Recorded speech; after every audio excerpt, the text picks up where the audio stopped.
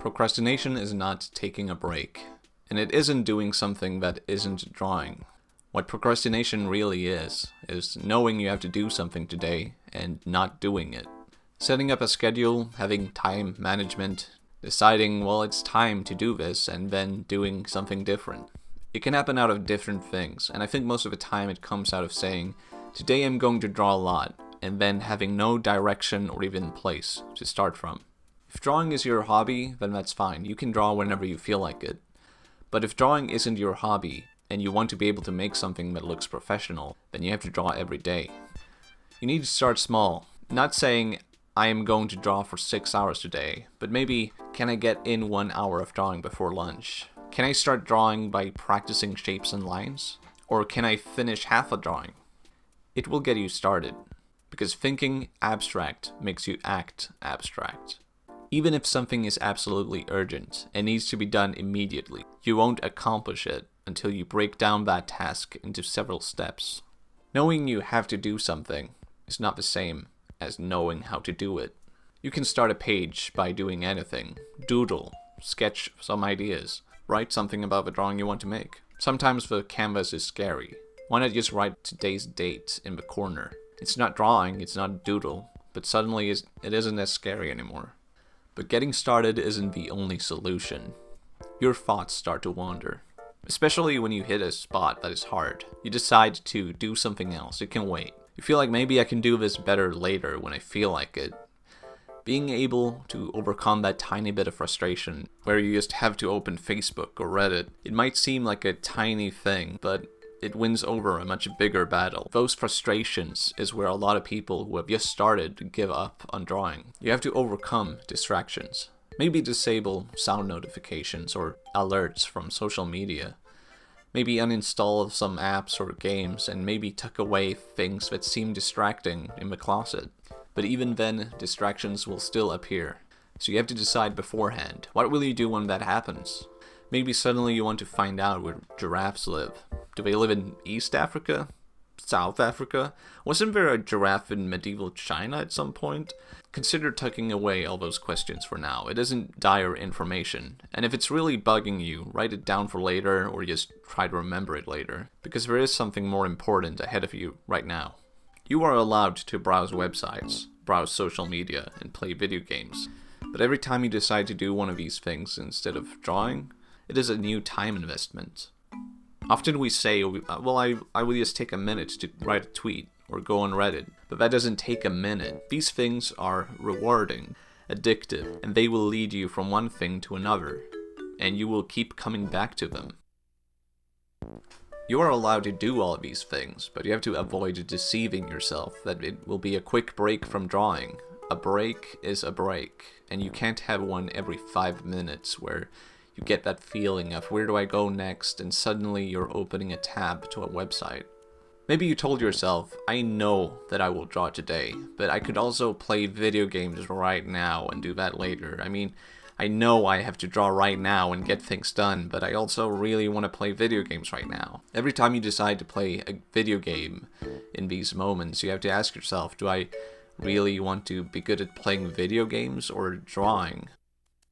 Every time you choose procrastination, you won't actually feel better, you will feel worse. Even later, when we are drawing, we feel like we had to do something and we neglected it. It's because we had such a vague idea.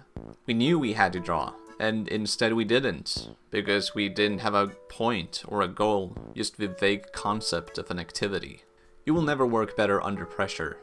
If you have 3 days to do something, you might even say, well, tomorrow is better because I can work under pressure.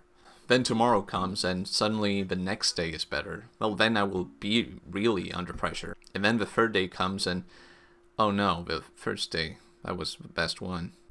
Intending to work under pressure is just another excuse. Some of you might be familiar with waking up in the morning, and what you do is you just lie around in your bed looking at your phone or something like that for an hour before you really wake up. It is easy to get distracted by your phone and meaningless information and stupid memes because we have no goal. And instead we would just rather look at something on the phone than get out of bed. We can just find meaningless drivel right here. You need excitement. and you need something to look forward to. You need to build up that feeling of, well, I can get this done, whether it's making breakfast, having a shower, or brushing your teeth. Motivation can get you up in the morning, and it can ignite you into drawing. Finally, you're up and you're drawing, but motivation is an ignition, and it won't keep you drawing the entire day. A lot of people say motivation is fickle, you can only rely on discipline, but motivation can also be tampered with to be even better. Dopamine is a chemical in the brain, responsible for love, lust, motivation, and addiction. Most of us imagine that dopamine is a chemical rush that you get in your head from eating something good, playing a good game, or accomplishing something. But actually, dopamine doesn't come out of doing anything. You could win a game and feel nothing, and you could make a great drawing and feel nothing again. Dopamine comes out of the excitement and the anticipation of being able to accomplish something. That is why people build these things up in their heads and say things like, well, I really could go for fast food right now. And you start building up that excitement in your head, and then the food arrives and it isn't as good as you had hoped. Or maybe you build up the idea of a game or a product in your head and you go, oh, I really need to buy this, and then you buy it and you immediately regret it. This is dopamine. For most addicts, the first step to quitting an addiction is to accept that by not doing your addiction, you aren't missing out on anything. For someone who is addicted to cigarettes, you can feel pressured to have one right now, or you will never have one again, or you will never enjoy this one moment, or never appreciate this one cigarette. But what are you really missing out on? Aren't you actually even doing better for not enjoying the cigarette? What kind of experience are you missing? And if you never had one again, it wouldn't really mean anything. So what if, instead, you used all of that for yourself with drawing? Build up the excitement for drawing something, or build up the excitement for finishing it. Most people aren't happy with the drawings they finish. What if instead you learned how to love the process of drawing? Maybe that is what's really important. You create the environment where you can set yourself up to feel excited for what comes next. Future rewards are hard to see from a distance. Instead, all the close rewards, like looking on social media and playing games, are visible because they're so big and so wide and they never run out. Discipline is not sucking up and saying, all motivation is bad, I will only rely on discipline from now on. Discipline is just being able to say no to all of the quick rewards, and being able to say, I will look into the future, and I can tell that all these things are just temporarily good for me. There can be external factors to procrastination. Maybe you woke up and sat by the computer, and you haven't moved your body for 5 hours. It's time to take a walk outside. Maybe you woke up at 11 a.m. or even later. Then it's time to fix your sleep schedule. Maybe you haven't had breakfast. Maybe you haven't exercised in the past week. Nonetheless, all of these problems can be fixed, but you have to recognize your own feelings. You have to take a seat and think and try to understand why you feel bad, and you have to be willing to learn how to fix it. When you're feeling down, you might need friends to socialize with, but more than anything, you need to be able to be your own support. A supportive friend is not someone who tells you to just forget about your troubles. It's actually okay to skip work today. A supportive friend is someone who you can talk to when you are emotional or distressed, and they can look in from an outsider's view, and they can tell you all of these rational and objective things that you know are true, but all of your emotions are trying to block them out. The supportive friend is the person who says, I know this isn't what you want to hear right now, but you will be over this really soon. You won't be distressed forever. You will be happy again, and you will have forgotten about this tomorrow. And more people will say mean things to you in the future, more bad things will happen, but you know what? It only means something if you decide it does. It is not neglecting your emotions, because you don't want to be a husk of a human being. It's being able to both feel and understand the outlook of things to come. For procrastinators, all of this is a daily struggle. Because a lot of us imagine we can make one decision. We can say, well, from this day on, I'm not going to procrastinate.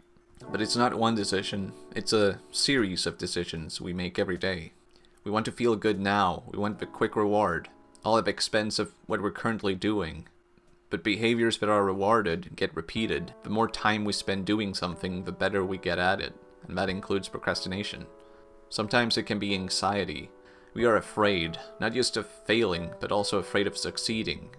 It's like we have the power to change everything and get something positive out of it. But we are also afraid of the new challenges that will come out of it. Are you afraid? Good. Because that means you have a task that you know you have to do, and that fear is only temporary. You can't be perfect, and you can't expect your work or your improvements to be perfect. You are not perfect, but you can do your best. When you expect things to be perfect, nothing is good enough anymore. If you tell yourself, I have to make the best drawing ever, then what will you do to prove that you are the best? Well, you will do nothing. Because nothing will ever hold itself up to the standard that you call the best. On the other hand, if you tell yourself, I'm going to make the worst drawing possible, I'm going to draw like a loser, then what will you do to prove that you are the worst? Well, suddenly all these opportunities and ideas open up. You can experiment. You don't have to actively try to do your worst. And I'm not saying have a bad attitude about your art. What I am saying is when you're stuck and you can't seem to move on, you have to free yourself from all the perfectionist ideas that hold you back and keep telling you this has to be perfect. People don't remember people who are perfectionists because they don't get anything done. People remember people who get things done. When that thought pops into your head and tells you, well, I can do this later, you start doing it. Even when your head hurts and you're tired, even when you would rather do something else, just get started and do it. Just try it. Set a small goal for drawing. Just get started. New habits take a while, and bad habits can easily return. You will actually have many setbacks, and that is because you can't be perfect. And that is probably the most important thing of all. If something makes you feel bad because you have procrastinated from doing it, then you don't want to return to it because of all these bad feelings that are inside of you, connected to this thing. You have to accept that you are not perfect. You have suffered a setback, and you're going to suffer more. But all of these things that you have already done are now past you. Just start drawing. Just try it.